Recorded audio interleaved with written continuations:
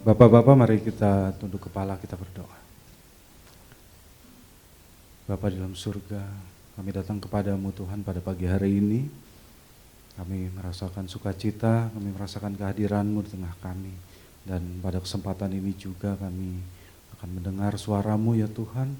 Berfirmanlah kepada kami supaya kami mengerti apa kehendak-Mu bagi kami boleh menyenangkan hati-Mu, dan terlebih lagi kami boleh melakukan firman-Mu, sehingga hidup kami makin berkenan di hadapan-Mu. Urapi hamba-Mu untuk menyampaikan isi hati-Mu, dan kami siap untuk menerima firman-Mu. Kami naikkan doa ini di dalam nama Tuhan kami, Yesus Kristus. Haleluya. Amin. Shalom. Selamat pagi. Apa kabar? Puji Tuhan.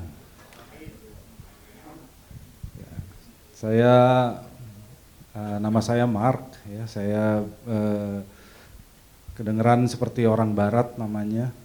Tapi sesungguhnya saya memang orang Barat, Bapak-bapak. Jakarta Barat maksudnya ya. Ya seperti biasa ya, kalau di bulan-bulan seperti ini, bulan Juni, bulan Juli begitu, saya kira banyak di antara kita yang berlibur bersama keluarga. Ya, kalau di bulan lalu mungkin ada yang liburan juga ya, karena itu biasanya libur sekolah, jadi ya kita sebagai orang tua juga ikut gitu ya. Anak-anak libur, ya udah kita juga ikut libur. Ada di antara bapak-bapak yang liburan juga bulan Juni Juli? Enggak ya? Wah, luar biasa.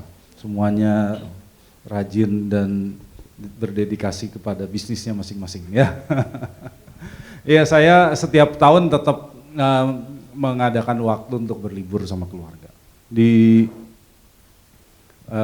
bulan lalu saya sempat ke Jepang ya, jadinya cuma satu kota aja, ke Tokyo saja, dan di situ juga saya slide-nya bisa? Oh ya, oke. Oke, dan pada kesempatan itu saya mengunjungi satu tempat yaitu Tokyo Disney Sea. Ini pertama kalinya saya ke Disney Sea gitu ya. Kalau ke Disneyland udah ada berapa tempat, cuma yang namanya Disney Sea itu cuma ada di Jepang, di Tokyo, di seluruh dunia. Ini taman tema laut, makanya namanya Disney Sea. Ya, yang lokasinya di tepi Teluk Tokyo. Nah, kalau di sana itu ngantrinya panjang sekali. Saya heran orang-orang Jepang itu kalau weekend malah nggak begitu ramai, kalau weekdays ramai sekali. Ya, jadi terbalik sama kita. Kalau kita datang ke sana mau main satu wahana, ngantrinya bisa panjang, bisa sampai 2 jam gitu ya. Kalau ngantri 1 jam mau main satu wahana itu termasuk sebentar. Rata-rata 2 jam begitu, ramai sekali. Nah, di sana saya sempat menyempatkan diri untuk merekam sebuah video reel untuk inspirasi rohani. Mana tuh ya? Ini kliknya yang mana Pak ya?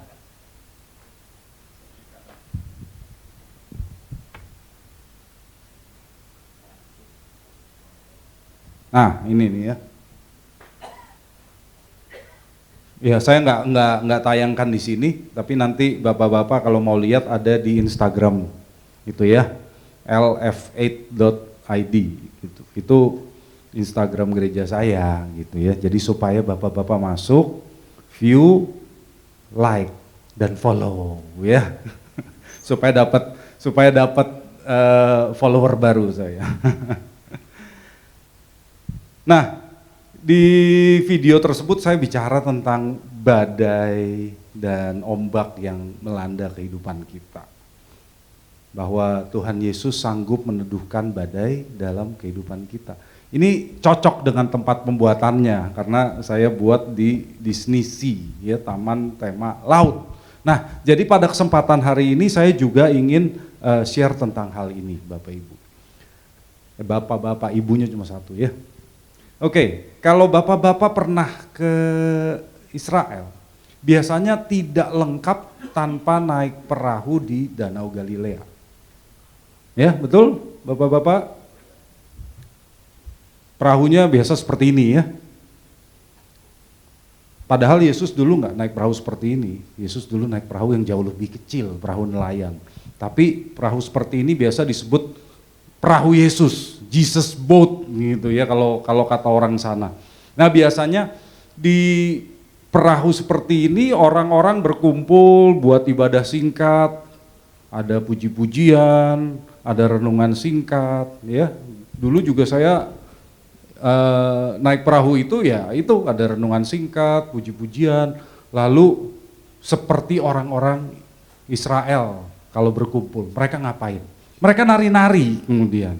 Ya udah kita diajakin begitu ya udah kita ikutan nari-nari, nyanyinya diputarkan lagu Havana Gila. Itu artinya kalau dalam bahasa Ibrani, mari bersukacita.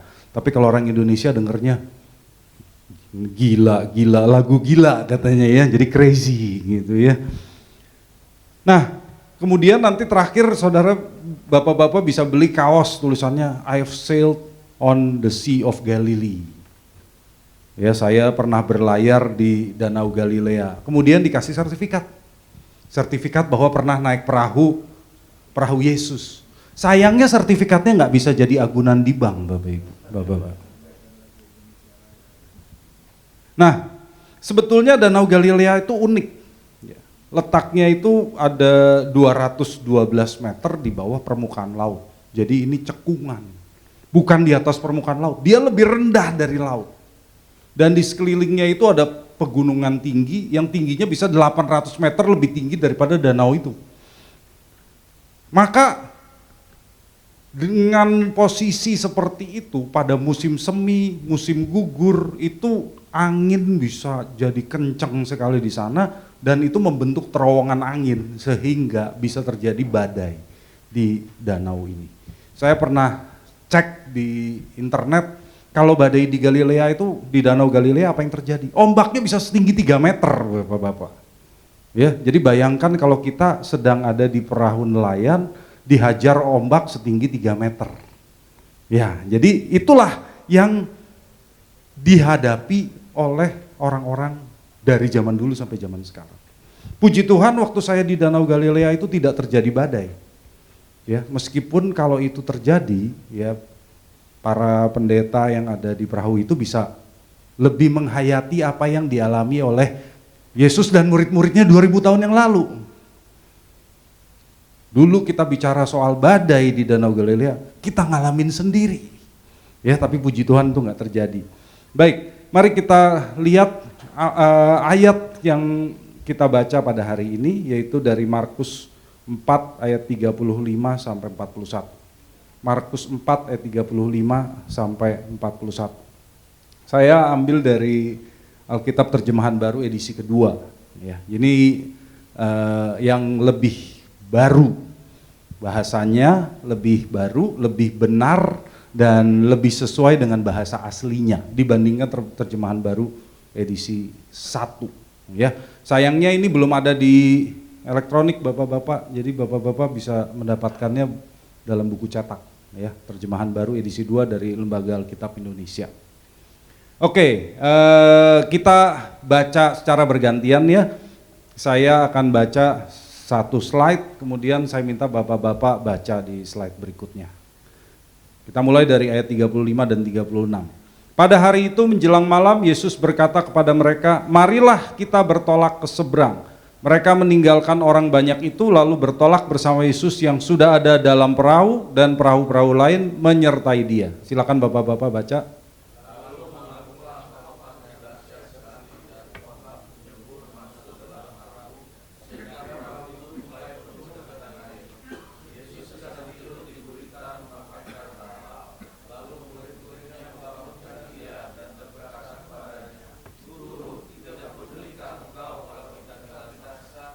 Ia pun bangun, membentak angin itu dan berkata kepada danau itu, diam, tenanglah. Lalu angin itu reda dan danau itu menjadi teduh sekali. Lalu ia berkata kepada mereka, mengapa kamu ketakutan? Belumkah kamu percaya?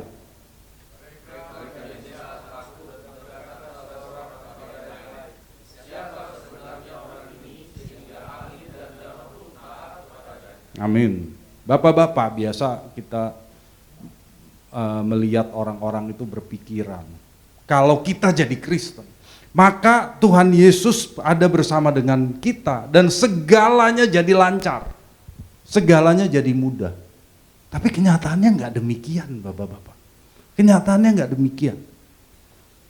Kita lihat kisah ini terjadi setelah Yesus dan para murid mengalami hari yang sangat melelahkan. Kalau kita lihat di Markus 4 ini dari ayat-ayat yang di atasnya, dari ayat 1. Yesus mengajar banyak orang. Yesus mengajar banyak orang dan dia mengajar dari perahu. Ya, orang-orang ada di tepi pantai, Yesus naik perahu dan Yesus mengajar. Tujuan dia berdiri di perahu supaya suaranya itu dibawa oleh angin dari danau. Jadi orang banyak itu bisa mendengar suaranya. Karena di zaman itu belum ada mic, belum ada sound system. Jadi Yesus harus mengandalkan alam. Suaranya dibawa oleh angin ya, sehingga orang banyak bisa mendengarnya. Nah, banyak orang yang datang untuk mendengar Yesus. Banyak orang sakit datang untuk mencari kesembuhan darinya. Dan Yesus pun melayani, menyembuhkan mereka. Capek Yesus. Yesus juga manusia, dia juga capek, saudara. Maka menjelang malam, setelah melayani sedemikian lama, Yesus ingin menyendiri bersama dengan murid-muridnya. Dia ingin beristirahat dari pelayanan hari itu yang sangat melelahkan. Begitu naik ke kapal, ke perahu, Yesusnya udah terlalu capek. Maka apa yang dia lakukan? Tidur, dia ambil bantal, dia tidur. Jadi bapak-bapak jangan tanya, kok Yesus bisa lelah? Dia juga manusia sama seperti kita, dia juga butuh istirahat. Ya, meskipun dia Allah, tapi ketika dia menjadi manusia sama seperti kita, ya dia capek. Dia butuh istirahat. Apa yang terjadi setelah itu? Ketika Yesus tidur, angin kencang turun dari pegunungan yang tadi saya jelaskan. 800 meter ya tinggi pegunungan itu turun ke dalam danau sehingga terjadilah badai dan membuat ombak yang tinggi sampai menyembur ke dalam perahu. Perahu nelayan itu kecil sekali, tidak seperti perahu yang tadi kita lihat. Jadi perahu yang kecil itu mulai kemasukan air dan para murid mulai ketakutan, mulai panik bahwa perahu mereka itu akan tenggelam. Bapak-bapak ini membawa kita kepada sebuah kebenaran penting, yaitu bahwa dalam kehidupan kita selalu terjadi badai, bapak-bapak. Dalam kehidupan kita badai itu bisa datang kapan saja. Kita lihat tadi di Danau Galilea, angin selalu bertiup, nggak pernah tidak ada angin. Tapi tidak bisa diperkirakan kapan angin yang bertiup itu menjadi badai. Murid-murid Yesus yang nelayan profesional juga tidak tahu kapan angin tersebut berubah jadi angin kencang, jadi badai. Demikian juga dengan kita. Hari ini dalam kehidupan kita matahari bersinar, tapi besok badai bisa datang. Itu bisa dalam berbagai bentuk tentunya ya.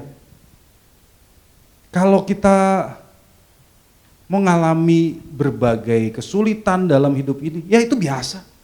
Itu biasa. Dalam bisnis kita bisa mengalami badai. Beberapa tahun yang lalu terjadi pandemi COVID-19 dan banyak bisnis yang terkena dampaknya. Saya tidak tahu apakah bisnis bapak-bapak juga terkena efek dampak dari pandemi tersebut.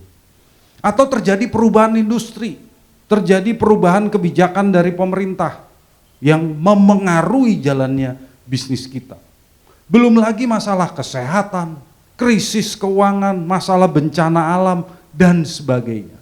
Itu semua tidak bisa kita hindari. Selama kita masih hidup di dunia ini, kita nggak bisa menghindari itu semua. Tapi pertanyaan yang perlu kita jawab adalah, apakah pada saat kita menghadapi badai itu, ada Yesus atau tidak di perahu kita?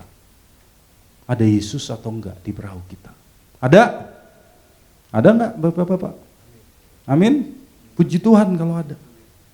Tapi lihat apa yang dihadapi oleh para murid. Ketika para murid menghadapi badai, apa yang dilakukan oleh Yesus? Tidur. Yesusnya tidur, dia kecapean. Dia tidur di tengah badai, angin kencang, ombak kencang mulai masuk ke dalam perahu, Yesusnya juga tidak sadar. Bahkan karena perahunya terombang-ambing, Yesusnya malah tidurnya makin pulas, enak digoyang-goyang ya. Jadi Yesusnya makin pulas. Nggak kerasa, dia nggak tahu ada badai, tidur aja. Apa yang dilakukan para murid saat itu?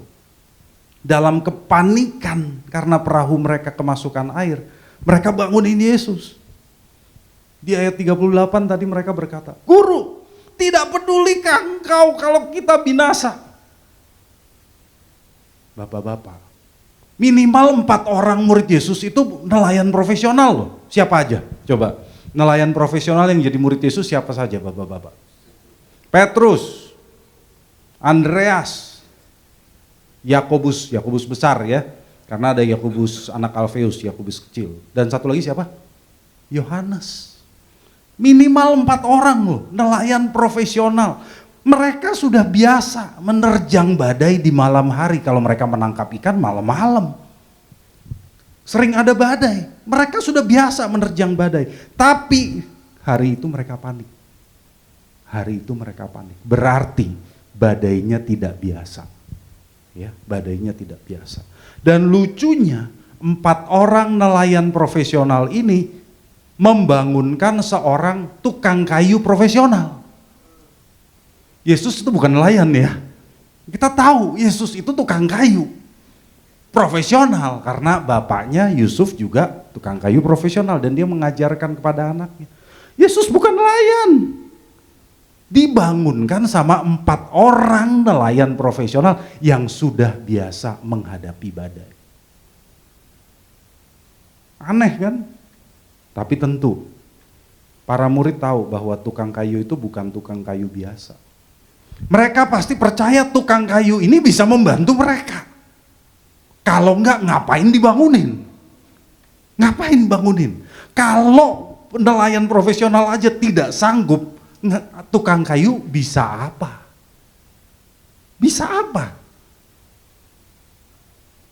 Tapi mereka tahu ini bukan tukang kayu biasa ya. Dia bisa menolong kita. Maka mereka pun membangunkan Yesus. Tapi apa yang mereka lakukan ketika mereka membangunkan Yesus? Mereka mengeluh kepada Yesus loh. Komplain, "Guru, engkau gak peduli kalau kita binasa." Komplain. Keluhan yang sama juga mungkin kita sampaikan kepada Tuhan hari ini. "Tuhan, tidak pedulikah engkau kalau perusahaanku bangkrut? Tuhan, tidak pedulikah engkau kalau rumah tanggaku berantakan? Tuhan, tidak pedulikah engkau kalau aku sakit-sakitan dan meninggal? Tuhan, tidak pedulikah engkau kalau aku hidup kesepian?" Dan sebagainya. Kita pun melakukan keluhan, komplain yang sama kepada Tuhan. Ya, dan kita lihat apa yang dilakukan oleh Yesus setelah dibangunkan. Yesus pun membentak angin dan danau itu. "Diam, tenanglah." Dan angin dan danau itu patuh. Tapi lihat apa yang dilakukan oleh Yesus sesudah itu. Yesus menegur para murid. Yesus menegur para murid ya, dalam bahasa aslinya begitu. "Upo echete pistin." Upo echete pistin, artinya belumkah kamu punya iman? Kalau di terjemahan baru edisi kedua, apakah kamu belum punya iman? Ya, tapi kalau edisi pertama salah. Edisi pertama katakan, apakah kamu tidak punya iman? Bukan tidak punya, belum punya iman. Belum punya. Nah, atau dengan kata lain, belum percaya, kata Yesus. Kamu tuh seperti kamu orang yang belum percaya, belum punya iman. Para murid kaget nggak ditanyakan begitu? Kaget, loh kami percaya Tuhan, Kalau nggak percaya, ngapain kami yang nelayan profesional membangunkan engkau yang bukan nelayan, engkau yang tukang kayu, ngapain kami bangunin kalau kami nggak percaya? Artinya, kepercayaan yang dimiliki oleh para murid bukanlah iman yang dikehendaki oleh Yesus. Mereka pasti percaya, kalau enggak mereka nggak akan bangunin Yesus. Tapi kata Yesus, bukan itu yang aku inginkan. Bapak-bapak mungkin pernah dengar orang berkhotbah dari bacaan ini begini ya. Saya juga pernah beberapa kali dengar orang berkhotbah begitu. Mereka katakan begini, jangan biarkan Yesus tidur di perahu, bangunkan dia, libatkan dia.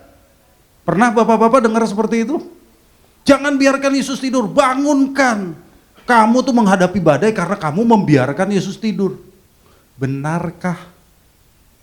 Benarkah? Coba kita bayangkan. Yesus begitu bangun, dia menegur para murid, artinya dia marah. Dia marah karena tidak dibangunkan atau dia marah karena dibangunkan? Karena dibangunkan. Bener nggak? Dia nggak begitu bangun dia nggak berkata, bagus sekali murid-muridku, engkau membangunkan, kalian membangunkan aku di saat yang tepat. Atau Yesus mungkin marahnya begini, kenapa kamu nggak bangunin aku dari tadi? Tapi enggak loh. Yesus nggak berkata begitu loh. Malah dia marah dan menegur para murid, emangnya kamu belum punya iman? Beda loh. Beda loh. Jadi di sini saudara, membangunkan Yesus adalah tindakan orang yang belum percaya. Membangunkan Yesus adalah tindakan orang yang nggak percaya. Membangunkan Yesus itu tindakan orang yang belum percaya. Jadi poinnya adalah bukan kita harus membangunkan Yesus. Ayat ini poinnya bukan kita harus membangunkan Yesus. Kenapa? Para murid tahu kok Yesus itu istimewa. Dengan membangunkan Yesus, para murid ini percaya bahwa Yesus ini seorang pembuat mujizat yang sanggup menolong mereka, betul. Tapi caranya gimana? Mereka berpikir Yesus itu sanggup membuat mujizat sehingga mereka dapat melalui badai. Tapi yang diinginkan oleh Yesus bukan itu. Yang diinginkan oleh Yesus adalah para murid percaya bahwa Yesus sanggup menjaga keselamatan kekal mereka. Sekalipun kondisinya tidak menjanjikan seperti badai seperti itu. Yesus ingin para murid itu mengenali dia bukan hanya sebagai seorang pembuat mujizat. Tapi Yesus ingin para murid mengenali dia sebagai Allah yang berkuasa. Kalau Yesus adalah Allah yang berkuasa, tidak ada bedanya dia mau bangun mau tidur, dia sama. Amin. Tidak ada bedanya. Jadi Yesus marah karena dibangunkan, karena para murid gak sadar. Kalau kamu percaya aku Allah, aku tidur pun gak ada bedanya dengan aku bangun. Itulah sebabnya kita tahu kalau Yesus tidur kuasanya tetap sama. Yesus tidur kuasanya tetap sama. Para murid pasti selamat. Amin. Itulah sebabnya begitu bangun, Yesus langsung membentak angin dan danau. Diam, tenanglah. Dan hasilnya para murid kaget. Kenapa begitu caranya? Karena itu sesuatu yang tidak disangka-sangka oleh para murid.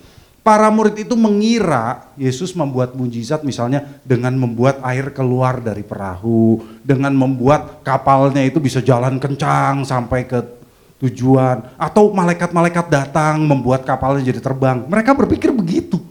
Sesuatu yang aneh, memang mujizat, tetapi mereka tidak menyangka Yesus cuma membentak, diam, tenanglah. Langsung anginnya berhenti. Bup. Sama seperti kalau kita punya anjing, gonggong-gonggong, diam dia. Masuk kandang, masuk. Bapak-bapak lihat nggak? Angin bisa nurut sama Yesus seperti anjing kita nurut sama kita. Artinya, Yesus ini bukan manusia biasa. Tidak ada manusia yang bisa melakukan hal itu. Yesus melakukan itu bukan hanya sekedar untuk membuat mujizat, tapi dia mau membuktikan satu hal, Bapak-bapak. Dia mau membuktikan bahwa dialah Yahweh yang ada di perjanjian lama. Coba kita lihat ya. Mazmur 107 ayat 28. Mazmur 107 ayat 28 dan 29. Maka berseru-serulah mereka kepada Tuhan dalam kesesakan mereka, dan Ia mengeluarkan mereka dari kecemasan mereka. Dibuatlah badai itu reda sehingga ombak-ombak tenang. Siapa yang membuat badai itu reda? Tuhan. Ayat 28, ini Mazmur perjanjian lama. Tuhan huruf besar itu artinya Yahweh. Kalau Yahweh bisa membuat badai reda dan ombak tenang, Yesus juga bisa melakukannya. Maka Yesus adalah Yahweh, Tuhan huruf besar semua, bukan Tuhan huruf kecil. Huruf besar semua, dia Yahweh pencipta langit dan bumi. Jadi Yesus dengan melakukan hal itu, dia membuktikan dirinya bukan sekedar pembuat mujizat, bukan sekedar nabi biasa. Dia membuktikan dirinya itu Yahweh, Tuhan, sang penguasa badai dan ombak. Jadi cara dia berseru ini adalah cara untuk mengajarkan kebenaran ini kepada para murid. Jadi Bapak-bapak, apa yang kita pelajari dari kisah ini? Tidak ada bedanya Yesus bangun maupun tidur. Amin. Artinya hari ini juga tidak ada bedanya Yesus hadir di dunia secara fisik atau sudah naik ke surga. Amin. Kuasanya tetap sama. Amin. Jadi buat apa kita takut?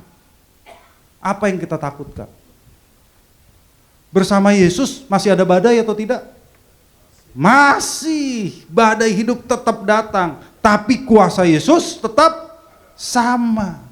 Dialah sang penguasa badai dan ombak yang berkuasa selama-lamanya. Jadi kita harus punya cara pandang yang benar, bahwa dia menjamin keselamatan kekal kita, bukan keselamatan cuma di dunia ini saja. Dia Tuhan penguasa segalanya, dia menjamin keselamatan kekal kita.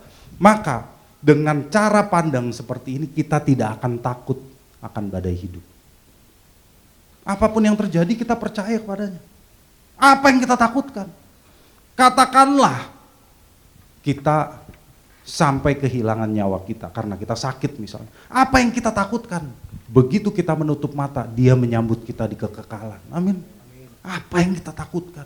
Dia penguasa segalanya loh. Gak ada yang kita takutkan, Bapak-bapak.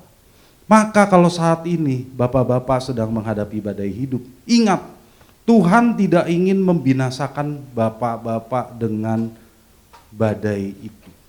Justru dia ingin dengan badai itu iman kita kepadanya bertambah kuat. Amin. Jadi jangan mengeluh kepada Tuhan. Tuhan, tidak pedulikah engkau kalau aku binasa? Tuhan, tidak pedulikah engkau kalau bisnisku berantakan? Jangan mengeluh seolah-olah Yesus tidak peduli. Yesus selalu peduli atas segala persoalan dan kesusahan yang kita hadapi. Amin. Dia selalu peduli. Sekalipun segalanya tampak tidak menjanjikan, bahkan sampai kehilangan segalanya, saudara masih punya sang penguasa badai dan ombak. Saudara masih punya Tuhan Yesus di perahu Bapak-bapak. Bersama dengan dia tidak ada yang perlu ditakutkan. Jadi sekalipun badai menerpa, angin kencang datang, ombak tinggi masuk ke dalam perahu, perahu kita hampir tenggelam. Selama ada Yesus di perahu kita, kita aman. Amin. Itu yang harus kita percaya, bukannya kita bangunin Yesus. Kita punya Yesus enggak? Kalau ada Yesus, enggak perlu ada yang ditakutkan. Kita pasti aman. Maka berimanlah kepadanya, maka kita pun aman. Ya, katakan satu sama lain, kita aman. Selama ada Yesus di perahu kita, kita aman. Puji Tuhan, kiranya firman Tuhan ini memberkati Bapak-bapak. Amin.